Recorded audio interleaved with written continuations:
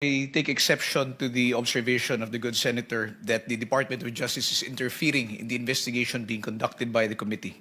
In fact, Mr. Chair, whatever limitations there are to the testimonies of this witness who is present here is not something which is being dictated by the Department of Justice. Tinatanong lang ni Sec Kiko, ni Senator Kiko, tinatanong lang namin, magkano ba lahat? How does provision apply? O kaya, why are you intervening? Of the provisions of the law on confidentiality, sir, that is why it was referred to us. It was referred to us by the witness because he has The a matter of memorandum of giving us an agreement. estimate is a confidential matter? Mr. Chair, I was a little bit excited this morning, Mr. Chair, nung makita ko yung 7th public hearing dahil nakita ko dun sa witnesses and resource persons. Yung new invitees is Congressman Ferdinand Martin Romualdez Sr. Only to be disappointed na hindi ko po siya nakita ngayon. And I also note, Mr. Chair, na ginamit po niyong basis, yung sulat po sa inyo ni Speaker Faustino Bojidi.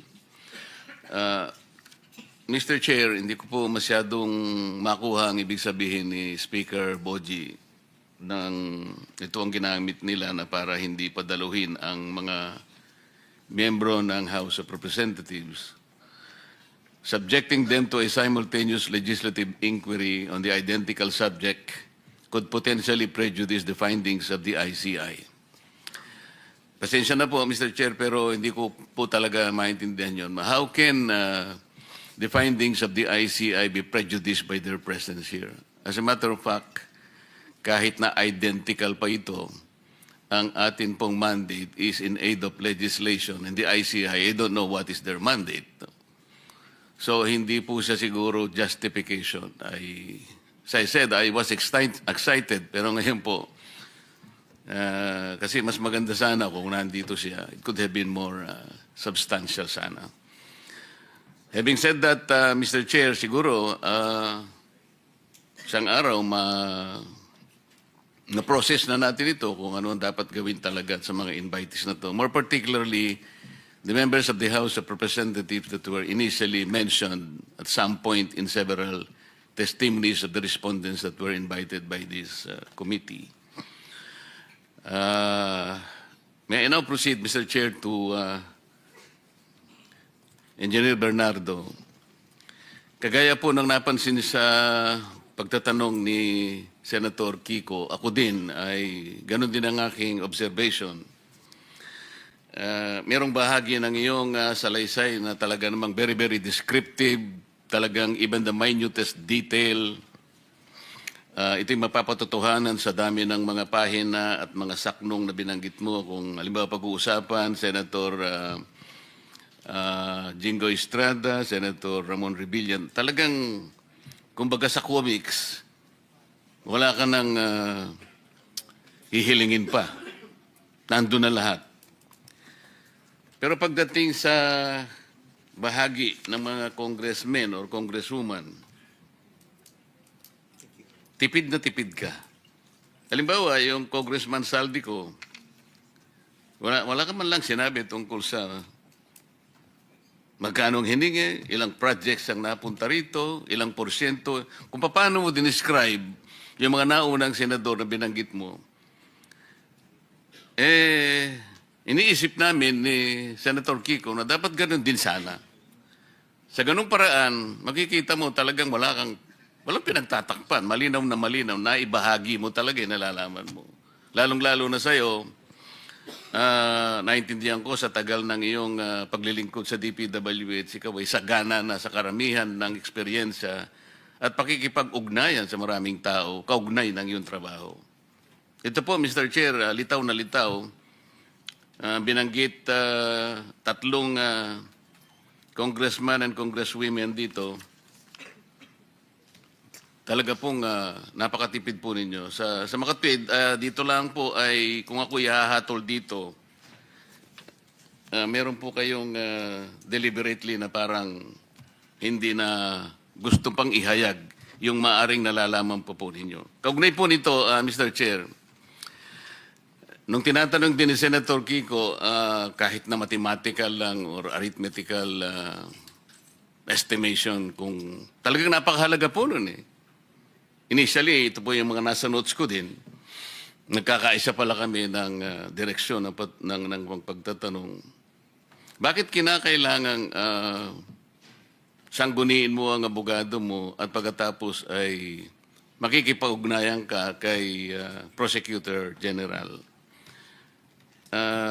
First of all, Mr. Chair, I want to know if the Prosecutor General was invited in this meeting. May I respond, sir? Yes, PG Padula. I did not receive any personal invitation, Mr. Chair, but I was directed by the Secretary of Justice to appear in today's hearing to represent him, sir. That is my problem, Mr. Chair. Ito po, nalilimitahan yung kakayahan ng committee ito na magpahayag ang mga respondents.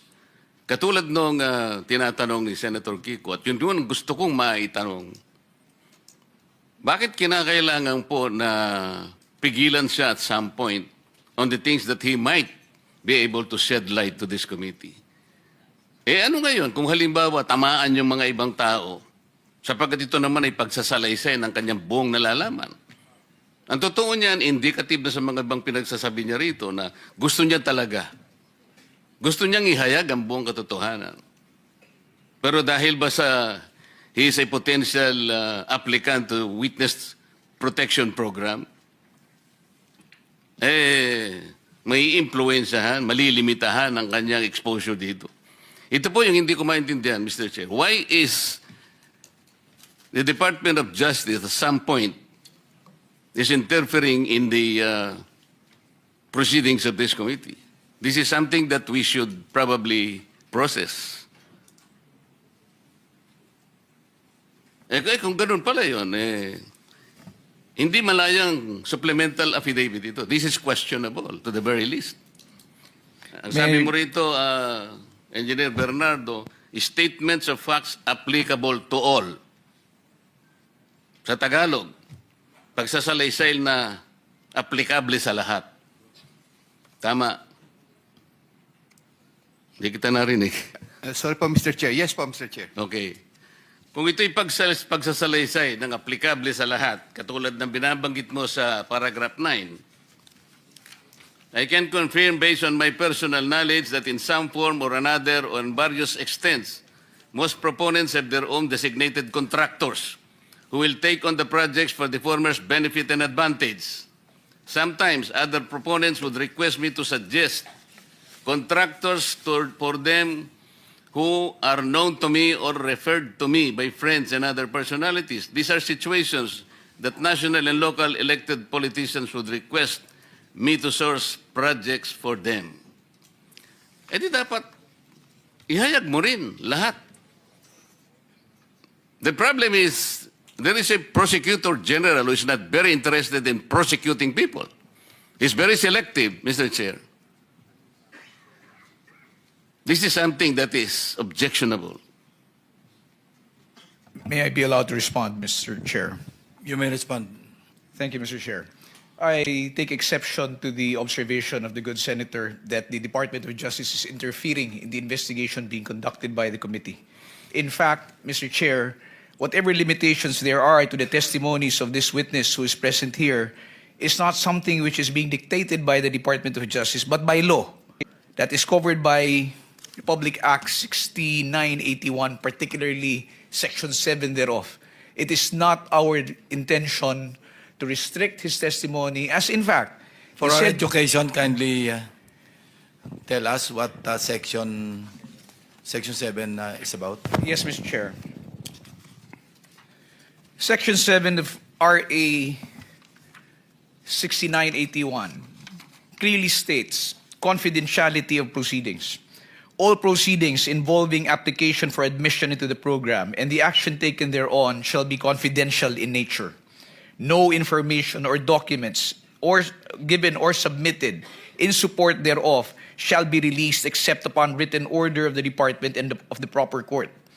any person who violates the confidentiality of said proceedings shall upon conviction be punished with imprisonment of not less than 1 year, but not more than 6 years, and deprivation of the right to hold a public office or employment for a period of 5 years. How can that provision apply? Yes, Mr. Chair, we believe it will apply. How can it apply?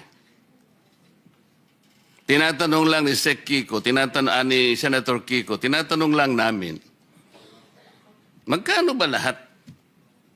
How does provision apply?